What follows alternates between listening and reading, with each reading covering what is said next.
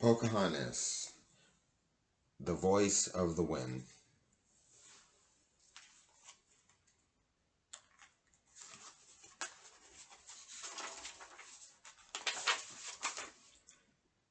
A soft breeze tickled the new green leaves, and white and yellow crocuses bloomed in the meadows. Spring had come at last. Every hand in the village was set to planting. From morning until late afternoon, Pocahontas planted seeds in the dark soil.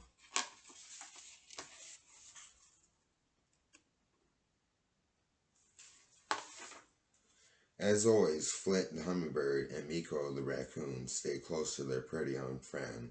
At the end of one long quarrel, Pocahontas sighed. She enjoyed planting, but spring breeze stirred a sweet restlessness in her heart. Wouldn't you love to find out what's beyond the bend in the river? Pocahontas asked her masked friend. Miko shrugged. He was more interested in finding a way to eat some of the dry corn seed without Flit catching him. As for Flit, he thought Pocahontas should stay safely near the village. He didn't care what was beyond the river bend.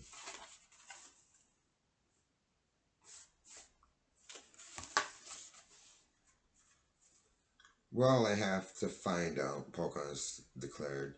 So that afternoon, as all the other villagers returned to their homes, Pocahontas slipped off of her own and paddled her canoe up the river.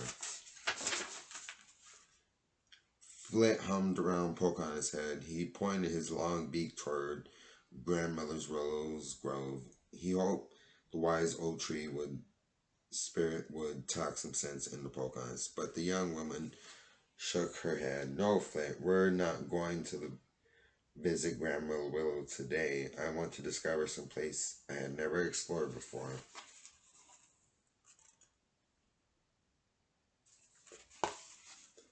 Pocahontas stopped paddling for a moment, and Miko jumped from the canoe to the riverbank to chase grasshoppers. Then he played leapfrog with the frogs. He waved his paws at Pocahontas.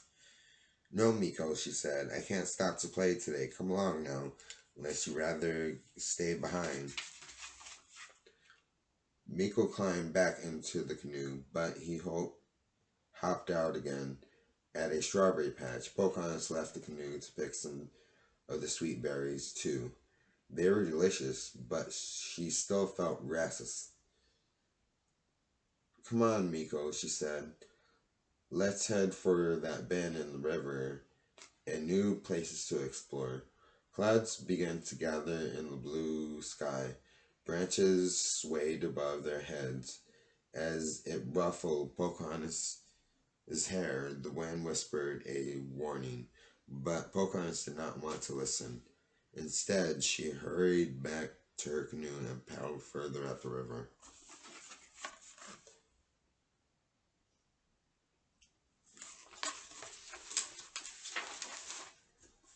With a sudden crack of thunder, rain poured from the sky. Oh, not another spring shower, Pocahontas exclaimed. Then she noticed a cave on the riverbank. We can take shelter there until the rain stops, Pocahontas said to her friends as she paddled to shore.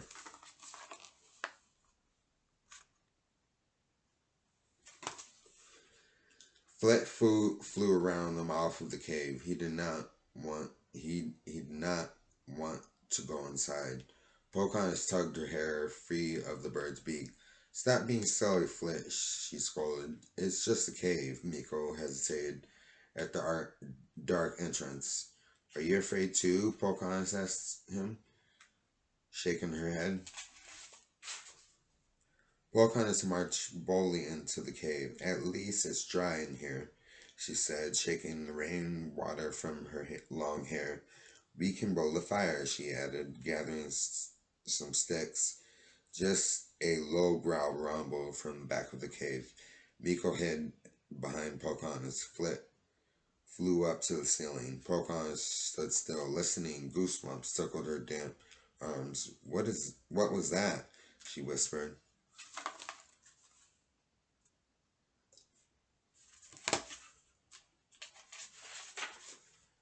A huge black bear stepped out of the shadows. It was waking late from its winter nap, and wasn't at all happy to be disturbed. Flit flew around the bear's head, hoping to distract it so Pocahontas could run away. But the bear just growled at the tiny bird. Miko offered the bear some strawberries. He thought the sweet berries would keep the bear busy while Pocahontas tiptoed out the cave. But the berries were gone in seconds, and the bear was still mad.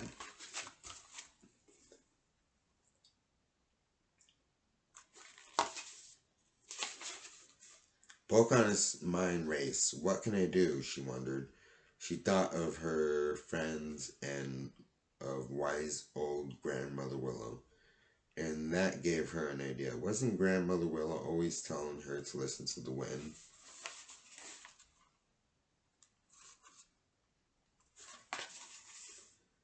So Pocahontas listened. At first, all she heard was the whoosh of the storm, but soon she heard the wind's own wild song. She started to sing along.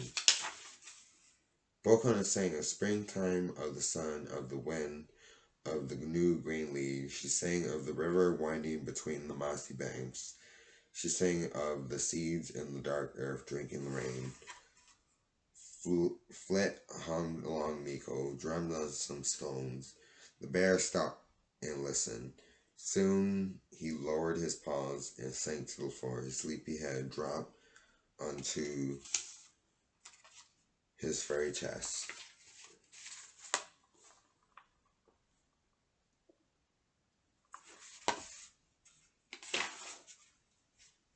Before long, the bear was fast asleep. Pocahontas put her finger to her lips. Miko and Flit understood her at once. They followed her slightly out of the cave.